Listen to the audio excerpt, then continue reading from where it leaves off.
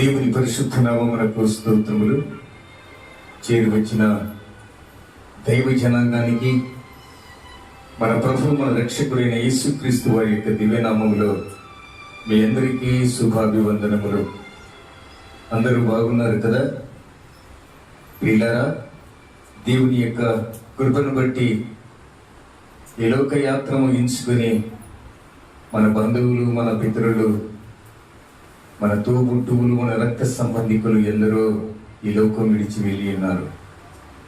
దేవుని చిత్తం ఏమిటో ఈ దినము వరకు కూడా మనము సజీవులుగా ఉంచి ఆయన ప్రేమలో మనల్ని ఆదరిస్తున్న ఆ దైవమైన యేసుక్రీస్తు వారికి మనము కృతజ్ఞతాస్తుతులు చెల్లించబద్దులమైనాం. ఈ లోకములో ఉన్నంత కాలము దేవుని యొక్క పనిలో మనం ఉండాలి. యేసుక్రీస్తు వారు తండ్రి పని మీద 3.5 సంవత్సరములు ఆయన కష్టపడ్డారు. పగలు ప్రకటించేవాడు, రాత్రి ప్రార్థించేవారు. రోజు కూడా మన జీవితాల్లో, ఆత్మీయ జీవితాల్లో ప్రార్థన అనేది ఒక మంచి ఆశయం.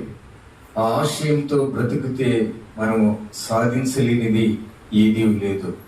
అందుకే మొట్టమొదటిగా బాప్తిసం పొంది రక్షింపబడిన ప్రతి వారు ఎలా బ్రతకాలో మనం దేవుని యొక్క సన్నిధానములో నేర్చుకోవాలి. బైబిల్ గ్రంథములో లేవి కాండము 2వ అధ్యాయము 13వ వచనములో కొన్ని మాటలను మనము ధ్యానము చేద్దాం. లేవి కాండము 2వ అధ్యాయము 13వ వచనం. నీవు అర్పించు ప్రతి నైవేద్యములో ఉప్పు చేర్చవలెను. Praise the lord. నీవు అర్పించు ప్రతి నైవేద్యములో ఉప్పు చేర్చవలెను. ప్రియ దైవ జనాంగమా, ఈ లోకములో నీవు ఒక ఉప్పులా బ్రతకాలి. ఈ లోకములో నీవు ఉప్పులా బ్రతుకుతే ఏ చీకటి నిన్ను సంచరించదు, ఏ తెగులు నీకు అంటకుండా ఆయన కోటగా, ఆయన ఆశ్రయ దుఃఖముగా నా దేవుడు నీకు తోడుగా ఉంటాను అంటున్నాడు. కానీ నీవెలాగూ బ్రతకాలి? ఉప్పు చేర్చాలి. ప్రతి నైవేద్యములో దేవునికి అర్పించు. ప్రతి నైవేద్యములో నీవర్పించు ప్రతి నైవేద్యములో ఉప్పు చేర్చాలి. ఉప్పు దేనికి సాదృశ్యము? ప్రియులారా, పరిశుద్ధతకు సాదృశ్యం. అందుకే విశ్వాసులను హెచ్చరిస్తూ ప్రభు ఏమంటాడంటే, మత్తయి సువార్త 5వ అధ్యాయం 13వ వచనంలో ఏమంటాడు చూడండి. మీరు ఏమై ఉన్నారో అక్కడ రాయబడింది. మీరు లోకమునకు ఉప్పై ఉన్నారు. Praise the lord. మీరు లోకమునకు ఉప్పై ఉన్నారు. పరిశుద్ధత కలిగి జీవిస్తున్న ప్రతి విశ్వాసి, ప్రియులారా, మన పరిశుద్ధతలో తొట్టుబాటు లేకుండా, త్రొట్టిల్లకుండా, ప్రభు యొక్క ప్రార్థనలో, పరిశుద్ధతలో, ఆయన ప్రేమలో, ఆయన ప్రవర్తనలో మనం ఎదుగొచ్చు. ప్రతి నైవేద్యములో మనము ఉప్పు చేర్చాలి. నైవేద్యములో ఉప్పు చేర్చాలి. నీవు చేసే ప్రార్థనలో ఉప్పు చేర్చాలి. నీ ప్రార్థన, నీ పాటలు, నీ స్తుతి ఇవన్నీ పరిశుద్ధంగా ఉండాలని ప్రభు చెప్తూ ఉన్నాడు. నైవేద్యం అంటే ఏమిటి? ఆహారం. ఆ ఆహారంలో ఉప్పు లేకపోతే నీవు తింటావా? నీవు చేసుకున్న ప్రతి ఆహారములో ప్రియులారా ఉప్పు లేకపోతే నీవు తినవు. ఒక విశ్వాసి జీవితము కూడా అంతే. ఒక విశ్వాసి ఉప్పులా బ్రతకాలి. నీవు లోకమునకు ఏమై ఉన్నావట? ఉప్పై ఉన్నావు. చక్కెరకు చీమలు పడతాయి, బెల్లమునకు చీమలు పడతాయి. ఉప్పుకు ఏ క్రిమి కీటకాలు కూడా ముట్టుకో ఉప్పును. ఉప్పు దగ్గరికి వెళ్తే ఏమైతే తెలుసా? ప్రియులారా, ఏ క్రిమి కీటకాలు కూడా ఉప్పును తాకవు, ముట్టవు. ఈ లోకములో మనం ఉండాము ప్రియులారా. లోకములో మనం ఉండొచ్చు కానీ మనలో లోకం ఉండకూడదు. లోకములో మనం ఉండాము. బ్రతికినంత కాలము ఈ శారీరముతో ఉన్నంత కాలము ప్రియులారా లోకములో మనం ఉన్నాం. కానీ మనలో ఏముండకూడదట? లోకం ఉండకూడదు. ఓడలో బయలుదేరేటప్పుడు, ఓడలో ప్రయాణము చేసేటప్పుడు ఓడకు ఒక రంధ్రం పడితే ఏమవుతుందండి? నీరంతా ఓడలోనికి వచ్చేస్తుంది. ఓడలో ఉన్న వారందరూ మునిగిపోతారు. ఈ లోకయాత్రలో నీవు ఈ లోకములో సంచరిస్తూ ఈ లోకములో నీవు ఉప్పులా బ్రతుకుతూ ఉన్నావు. కానీ ఉప్పు పరిశుద్ధతకు సాదృశ్యంగా ఉంది. ఉప్పులా మనం బ్రతకాలి. ప్రతి దినము ఉప్పు తక్కువైతే ఏం చేయాలి? మనము దాన్ని సమానముగా కలిపి పరిశుద్ధతలో మనం బ్రతకాలని చెప్పి దేవుని యొక్క ఆశయం. ప్రియులారా, ఉప్పు భంగము కానిది. ఉప్పు భంగము కాని నిబంధన. దేవుని యొక్క ప్రవక్తలు ఎంతో మంది దేవునితో నిబంధన చేసుకున్నారు. దేవుడు వారికి వాగ్దానం ఇచ్చాడు. వాగ్దానం ఇచ్చిన ప్రకారము దేవుడు నమ్మదగిన వాడు గనుక వారు కష్టాల్లో, బాధల్లో ఉన్నప్పుడు, శ్రమలో ఉన్నప్పుడు దేవునికి మోకరిల్లి ప్రార్థన చేసుకోవడం నేర్చుకున్నారు. వారు ఏదైనా వారు కొంచెము అపరిశుద్ధ కనపడినప్పుడు ఇంకనూ ఉప్పు చేర్చుకుని వారు పరిశుద్ధంగా బ్రతికారు. ఈ లోకయాత్రలో మనము కూడా ప్రియులారా పరిశుద్ధముగా మనం బ్రతకాలి అని అంటే ఉప్పు తక్కువ కాకుండా చూసుకోండి, ఎక్కువ కూడా కాకూడదు. ఎలా ఉండాలట? సమానముగా ఉండాలి. అధికముగా నీవు నీతిమంతుడవు కాకు. చాలా మంది ప్రారంభము ఉన్నది అంతం వరకు ఉండదు. అందుకే అంటారు ఆంధ్రులు ఆరంభ సూరులు అని. అందుకే గలతీయులకు రాసిన పత్రికలు అంటాడు, మీరు శారీరానుసారముగా, మీరు ఆత్మానుసారంగా ప్రారంభించి శారీరానుసారంగా ముగిస్తూ ఉన్నారు అంటున్నాడు. ఆత్మానుసారులు ఆత్మ విషయం మీద మనస్సునంతులు, శారీరానుసారులు శారీర విషయం మీద మనస్సునంతులు. ప్రియులారా, పరిశుద్ధతలో ఏది తక్కువ కాకుండా మనము చూసుకోవాలి. అందుకే ప్రియులారా, 2వ దినవృత్తాంతముల గ్రంథము 13వ అధ్యాయము 5వ వచనము ఒకసారి చదువుకుందాం. 2వ దినవృత్తాంతముల గ్రంథము 13వ అధ్యాయము 5వ వచనం.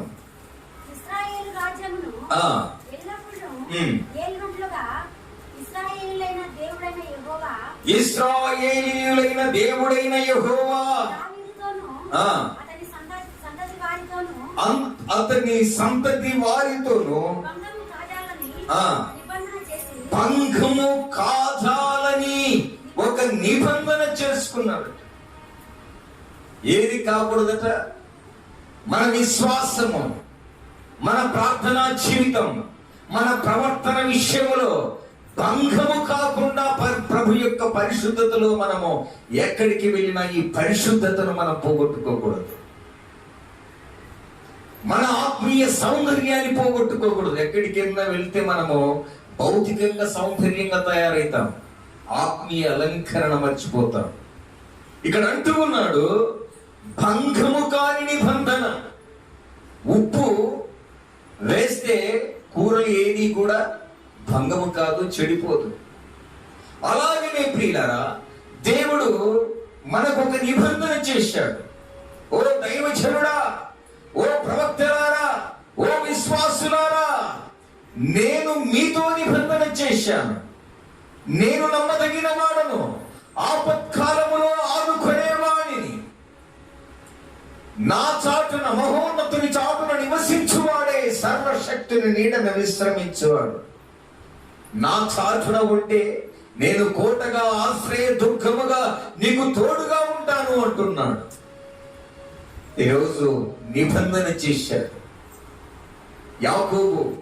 ప్రియులారా, తన తండ్రి ఇంటిని విడిచి వెళ్ళినప్పుడు ఎన్నో కష్టాలు ఎదుర్కొన్నాడు. కానీ దేవుడు ఒక నిబంధన చేశాడు.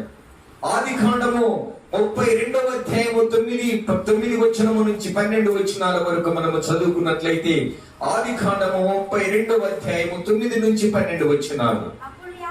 అప్పుడు యాకోబు, నా తండ్రి అయిన అబ్రహాము దేవా, నా తండ్రి అయిన ఇస్సాకు దేవా, నీ దేశము నుండి, నీ బంధువుల యొద్ద నుండి తిరిగి వెళ్ళుము. ఏం చేస్తాడట? నీకు మేలు చేస్తానని దేవుడు వాగ్దానం చేశాడు యాకోబుకు. నీకు మేలు చేసేదనని నాతో చెప్పిన యెహోవా నీ సేవకునికి చేసిన సమస్తమును ఉపకారములకును సమస్త సత్యమునకును ఎట్లనగా నా చేతి కర్రతో మాత్రమే యోర్దాను దాటి తిని, ఇప్పుడు నేను 2 గుంపులైతిని. నా సహోదరుడైన ఏశావు దయచేసి నన్ను తప్పించుమని ప్రార్థన చేస్తున్నాడు. ప్రియులారా, తన సహోదరునితో గండం ఉంది, తన సహోదరునితో ప్రాణాపాయం ఉంది. ఆ ప్రాణాపాయములో తప్పించడానికి, అయ్యో నా సహోదరుని చేతిలో నా ప్రాణం పోతుందేమో అని ఆయన కన్నీటి పరిత్రమైపోయాడు. దేవుని యొక్క నిబంధన జ్ఞాపకం చేసుకున్నాడు. 2, ఆయనకు ప్రియులారా, భార్యలతో 2 కుటుంబాలతో వస్తూ ఉన్నప్పుడు దేవుని నిబంధనను జ్ఞాపకం చేసుకున్నాడు. ముందు చూస్తే తన అన్న ఏశావు 400 మందితో సైనికులతో వస్తూ ఉన్నాడు. ఒక్కడే మిగిలిపోయాడు. హెబ్రోను రేవు దగ్గర అందరిని దాటించాడు. ప్రియులారా, ఇక ఆయన మోకరిల్లి ప్రార్థన చేయడము, దేవుని బ్రతిమలాడడం మొదలు పెట్టాడు. తన మామ ఇంటి దగ్గర ఉన్నా, తను వేరే దేశములో ఉన్నా, తన పరిశుద్ధతను అతను పోగొట్టుకోలేదు. దేవా, ఇప్పుడు నాకు ప్రాణాపాయము కలుగుతూ ఉంది. ఎవరితో కాదు, నా రక్త సంబంధితో, నా రక్తము పంచుకొని పుట్టిన 2 సహోదరులం మేము. కానీ నా అన్నతో నాకు ప్రాణగండం ఉందని దేవుడు చేసిన నిబంధన జ్ఞాపకము చేసుకున్నాడు. ప్రియ విశ్వాసి, ప్రియ ఈ శబ్ద యంత్రము ద్వారా వింటున్న ప్రతి సహోదర సహోదరి, ప్రభువు నీతో మాట్లాడుతూ ఉన్నాడు. ఏ విధము చేతనే నీకు ఒక వాగ్దానం ఇచ్చి ఉంటాడు దేవుడు. కానీ ఈ వాగ్దానము నీవు మర్చిపోయి ఉంటావు. ఈ వాగ్దానము నీవు మర్చిపోయి ఉంటావు. ఆ వాగ్దానమును జ్ఞాపకము చేసుకో. ఆ వాగ్దానమును జ్ఞాపకము చేసుకున్నాడు యాకోబు. ప్రార్థించడం మొదలు పెట్టాడు. తన పరిశుద్ధతను పోగొట్టుకోలే. తన పరిశుద్ధతను పోగొట్టుకోలే. ఉప్పు భంగము కాని నిబంధన. ఉప్పు ఎక్కడ ఉన్నా ప్రియులారా నిప్పులా బ్రతుకుతుంది. ఉప్పు ఎక్కడ ఉన్నా నిప్పులా బ్రతుకుతూ ఉంటుంది. దానికి నీ ఇంటిలో స్థానం ఎక్కడో తెలుసా? ఎక్కడో ఒక మూలన పడేస్తాం. కానీ అది లేకుంటే నీ ఆహారము చెడిపోతుంది. నిబంధనను జ్ఞాపకము చేసుకున్నాడు. అయ్యా, మేము ఉప్పు లాంటి జీవితాన్ని జీవిస్తున్నామేమో. మా విశ్వాస యాత్రలో నైనా మాకు ప్రాణగండముతో మేము బ్రతుకుచ్చు ఉన్నాం. నా సహోదరుడే నన్ను వెంబడిస్తున్నాడు చంపాలని అని దేవుని యొక్క నిబంధనను జ్ఞాపకం చేసుకున్నాడు.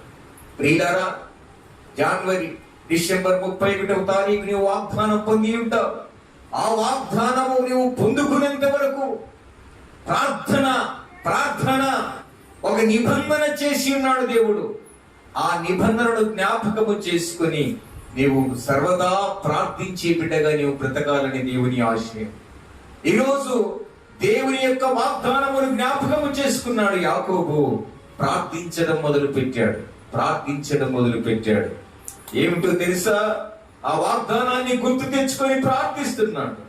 దేవుడిచ్చిన వాగ్దానము ప్రకారము యాకోబును తన అన్న చేతిలో నుంచి విడిపించాడు. 33వ అధ్యాయములో ఆది కాండములో ఆ మాటలో రాయబడి ఉన్నది. 33వ అధ్యాయము. యాకోబు కన్నులెత్తి చూచినప్పుడు ఏశావును అతనితో 400 మంది మనుష్యులు వచ్చుచూ ఉండిరి. అప్పుడు అతడు తన పిల్లలను లేయా రాహేలును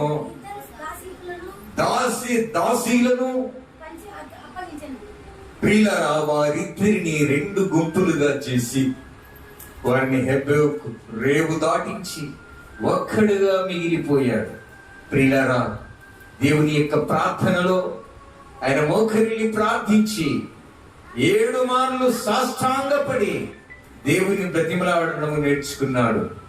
తన పరిశుద్ధతను నేర్చుకున్నాడు.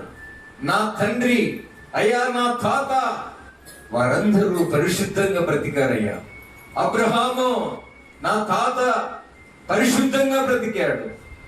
ఇస్సాకు మా నాన్న పరిశుద్ధంగా బ్రతికాడు. నేను కూడా పరిశుద్ధంగా బ్రతకాలి.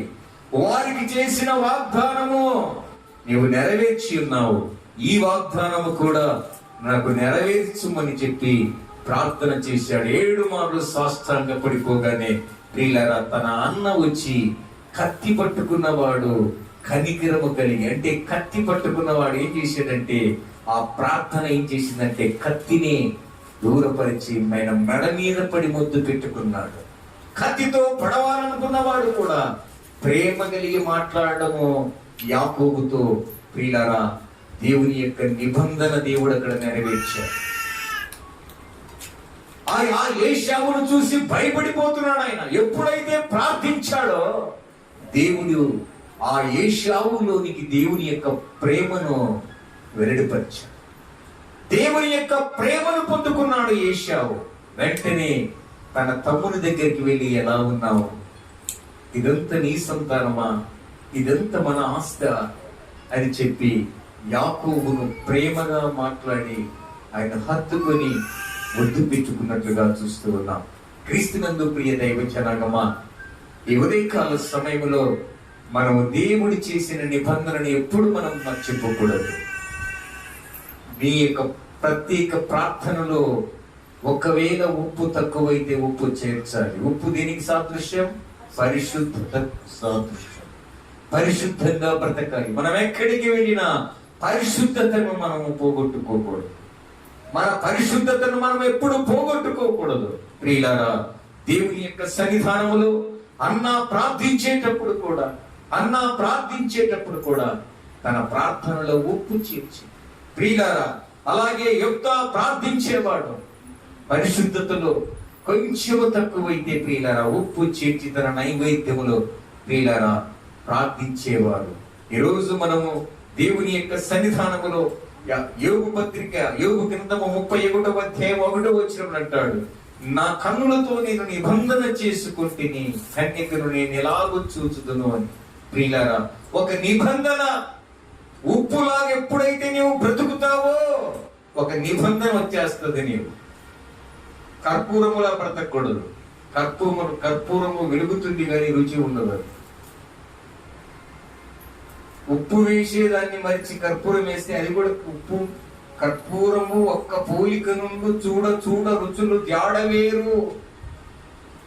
ఉప్పు కర్పూరము ఒక్క పోలికనే ఉంటాయి. ఇక్కడ ఉప్పు మనకు రుచికరంగా ఉంటుంది, కర్పూరము సప్పగా ఉంటుంది. నీవు కర్పూరం వలె బ్రతుకుచున్నావా, ఉప్పు వలె బ్రతుకుచున్నావా? ప్రభు అడుగుతూ ఉన్నాడు, నా కన్నులకు నేను ఒక నిబంధన చేసుకుంటే. దేవుని యొక్క పరిశుద్ధతలో నీవు బ్రతుకుచూ ఉన్నప్పుడు ఎక్కడికి వెళ్ళినా నీ పరిశుద్ధతను పోగొట్టుకోకూడదు. దానియేలు, షడ్రక్, మేషక్, అబేద్నెగోలు బబులోను పట్టణములో నివాసము చేసేటప్పుడు వారి యొక్క బుద్ధి, జ్ఞాన, వివేచనలన్నీ ప్రియులారా ఆ దేశములో వారు ఉన్నప్పుడు ప్రియులారా రాజభోజనము కూడా వారికి పెట్టాలని ఆశపడ్డారు. ఏ బాబు, ఈ భోజనం తినండి, మీ ముఖాలు కళగా ఉంటాయి, సౌందర్యంగా ఉంటారు అని చెప్పి ప్రియులారా వారిని ప్రేరేపించారు. కానీ వారేమన్నారో తెలుసా? ఈ రాజభోజనములో ఇహలోక మాలిన్యం అనేది అపవిత్రత ఉంటుంది. అందుకే మేము క్రైస్తవులము గనుక మేము ఏం చేయాలా? మేము నిబంధనకు లోబడి బ్రతుకుతాము, నిబంధన కలిగి బ్రతుకుతాము. మొర్దెకై ఏమన్నాడో తెలుసా? నేను యూదుడను గనుక నేను వంగి నీకు నమస్కారము చెయ్య. వంగిపోకూడదు, కృంగిపోకూడదు మన పరిశుద్ధత. ప్రియులారా, దేవుని యొక్క సన్నిధానములో మనం ఉప్పులా బ్రతకాలి. ఉప్పు అది పరిశుద్ధతకు సాదృశ్యంగా ఉన్నట్లుగా చూస్తూ ఉన్నాం. రెండవది, ఉప్పు ప్రత్యేకతకు గుర్తు. మనం లోకమునకు ఏమై ఉన్నామట? ఉప్పు అయి ఉన్నాము. ఉప్పు భూమిలో దొరకదు, ఉప్పు తయారు చేసేది కాదు. ఉప్పు సముద్రములో ప్రత్యేకించబడుతున్నది, సముద్రములో నుండి ఉప్పు తీయబడుతుంది. ఈ లోకమనే సముద్రములో నుంచి నీవు ఏర్పాటు చేయబడ్డావు. ఎందరో మంది నీ తల్లిదండ్రులు ఉన్నారు, దేవుని నమ్ముకోలేదు, కానీ దేవుడు నిన్ను ఏర్పాటు చేసుకున్నాడు. అంటే లోకములో నుంచి నువ్వు ఏర్పరచబడ్డావు. పిలువబడిన వారు అనేకులు, ఏర్పరచబడిన వారు కొందరే. నీ కుటుంబ సభ్యుల్లో నీ దేవుడు నీకు ఇష్టమై ఉన్నాడేమో, నిన్ను దేవుడు ఏర్పాటు చేసుకున్నాడు. అందుకే ప్రియులారా, అపొస్తలుల కార్యములు 2వ అధ్యాయము 40వ వచనములో అంటాడు. అపొస్తలుల కార్యములు 2వ అధ్యాయము 40వ వచనం, ఇంకను అనేక విధములైన మాటలతో సాక్ష్యమిచ్చి పేతురు బోధిస్తున్నాడు. ఇక్కడ ఈయనను సిలువ వేసింది మీరే, మనమందరం ఆయనను సిలువ వేశాము. ఒక్కసారి మన సాక్షిని పరిశీలన చేసుకో. ఇక్కడ కూర్చున్న మనము ప్రత్యక్షంగా వారు సిలువ వేశారేమో, కానీ పరోక్షంగా నీవు నేను కూడా ఆ సిలువ వేసిన గుంపులో ఉన్నాము. ప్రియులారా, అందుకు పేతురు గారు ఇక్కడ బోధిస్తున్నప్పుడు ఏమంటున్నారండి చూడండి, మీరు మూర్ఖులకు ఈ తరము వారికి వేరై, ప్రైజ్ ది లార్డ్, మనము వేరై రక్షణ పొందాలి. ఈ తరము వారి నుంచి మనం వేరు కావాలి.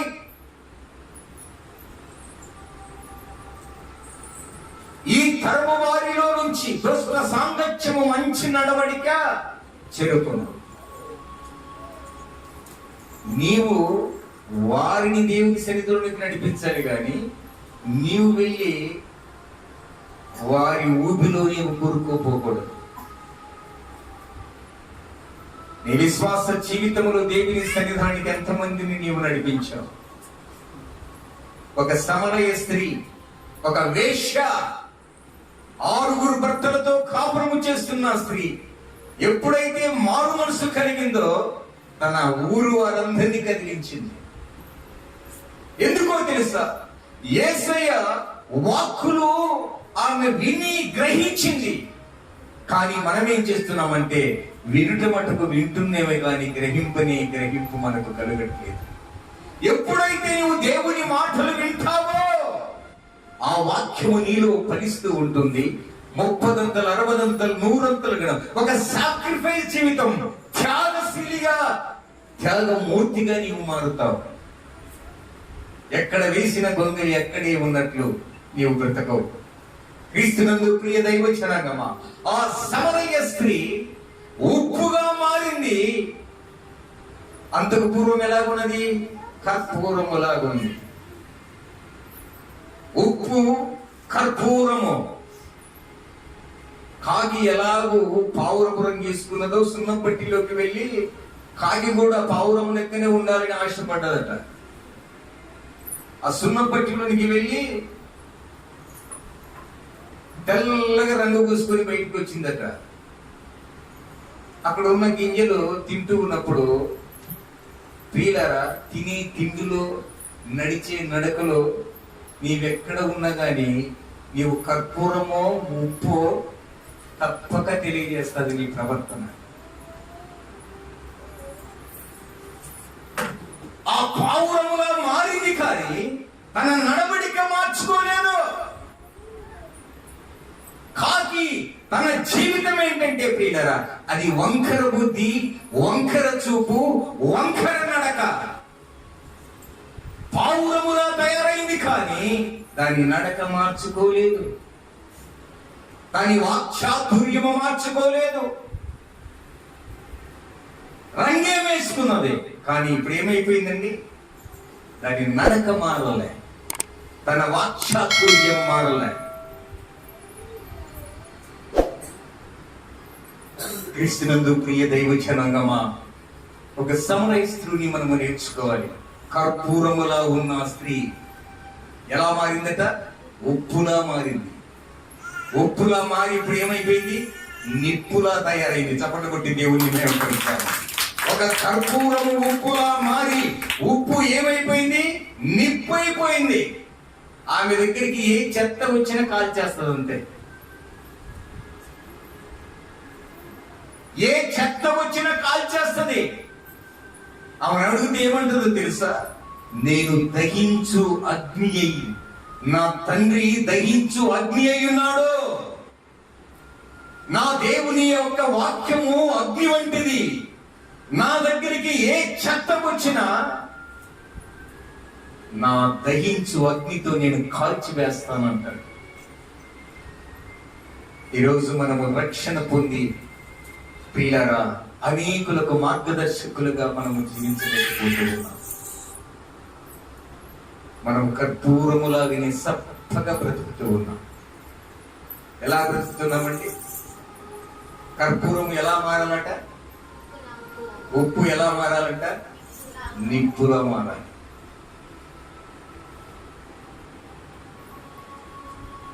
యాకోబు కర్పూరము లాంటి వాడే, యొప్తా కర్పూరము లాంటి వాడే. ఒక వేశ్య కుమారుడు, వారందరూ అసహించుకునే వ్యక్తి. సొంత కుటుంబ సభ్యులే అతన్ని వెలివేయబడ్డారు. అల్లరి చిల్లర చేష్టలతో తిరిగేవాడు. కానీ దేవుడు అతన్ని ఏర్పాటు చేసుకున్నాడు. ప్రియులారా, ఇశ్రాయేలు ప్రజలకు న్యాయాధిపతిగా దేవుడు ఏర్పాటు చేసుకున్నాడు. ఈరోజు మన పరిస్థితి ఏంటి? ఉప్పు భంగము కానేరదు. ఉప్పు ప్రత్యేకతకు గుర్తు. రక్షింపబడిన తర్వాత నీవు ఎలా బ్రతకాలి? ఎలా బ్రతకాలి? ఇప్పుడు ఉప్పు ఏమైంది? ఉప్పు ఏమైపోయింది? నిప్పు అయిపోయింది. ఇప్పుడు నిప్పు దగ్గరికి ఒక చెత్త వచ్చి మాట్లాడింది అనుకో, నిప్పు ఆ చెత్తను కాల్చేయాలి.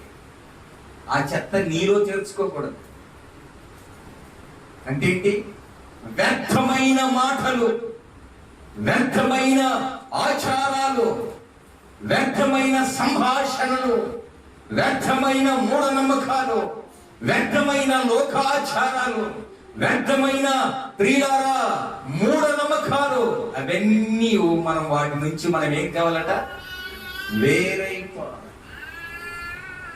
వేరు కావాలి మనం. అదే పేతురు బోధిస్తున్నది ఎక్కడ? మీరు ఎన్నాళ్ళు ఇలాగూ అవిశ్వాసులుగా బ్రతుకుతారు. క్రీస్తును నమ్ముకున్నామని చెప్పారు కానీ మీరు ఇంకను కర్పూరములాగానే బ్రతుకుతూ ఉన్నారు.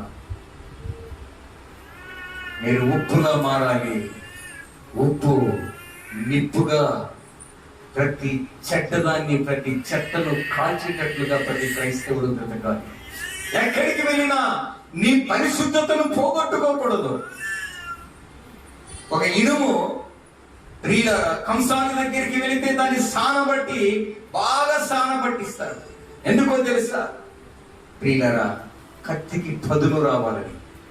నీవెక్కడికి వెళ్ళినా ఒక పదునుగా బ్రతకాలి. నీవు అగ్నిలో ఎందుకు వేస్తారో తెలుసా? ఇనుమును ఎలా శుద్ధిత కొడితే అలా ఏ సేఫ్ కావాలన్నా ఆ సేఫ్ చేయొచ్చు. అందుకే అగ్నిని వాడుతారు. క్రీస్తునందు ప్రియ దైవ జనాంగమా, ఈ ఉదయకాల సమయంలో ఉప్పు ప్రత్యేకతకు గుర్తు. మొదటిది, ఉప్పు భంగము కానేరదు. రెండవది, ఉప్పు ప్రత్యేకతకు గుర్తు. క్రీస్తును విశ్వసించిన తర్వాత నీవు క్రీస్తులో విభజింపబడాలి. క్రీస్తును హత్తుకుని బ్రతకాలి. క్రీస్తును కలిగి బ్రతకాలి. దేవుని యొక్క సన్నిధానంలో బాప్తిస్మము తీసుకున్న తర్వాత, యేసు క్రీస్తును సొంత రక్షకుడిగా అంగీకరించిన తర్వాత నీవు సమాధి చేయబడిన దానివి. నీవు సమాధి చేయబడిన వాడివి. సమాధి చేయబడిన నీవు మరే అలాగే మూర్ఖపు తరము వారితో, మూర్ఖులతో సహవాసం ఎన్నుకొని మూర్ఖంగా ప్రవర్తిస్తే నిన్నేమంటారో తెలుసా? చనిపోయిన వాడిని, సమాధి చేయబడిన వాడిని, ప్రియులారా నీవు సమాధి చేసావు కదా, యేసు ప్రభువులో నీవు ఏమని ఒట్టు పెట్టుకున్నావు? ప్రమాణాలు చేస్తావు. పాతవి గతించెను, ఇవిగో క్రొత్తవాయను క్రీస్తును పోలి నడుచుకుంటానని ప్రమాణము చేసి ఉన్నావు. ఇప్పుడు సమాధి చేయబడ్డాయి. పాత ఇవన్నీ ఏం చేశావు? సమాధి చేశావు, కప్పి పెట్టావు. ఇప్పుడు మరలా నువ్వు అదే అలవాట్లలో ఉన్నావనుకో, ఏమైపోయినట్టు? సచ్చిన వాళ్ళను మరలా లేపిన. సచ్చినోడు వచ్చి నీ ప్రకారం వచ్చాడు అనుకో, ఉంటావని ఇక్కడ ఉండవు.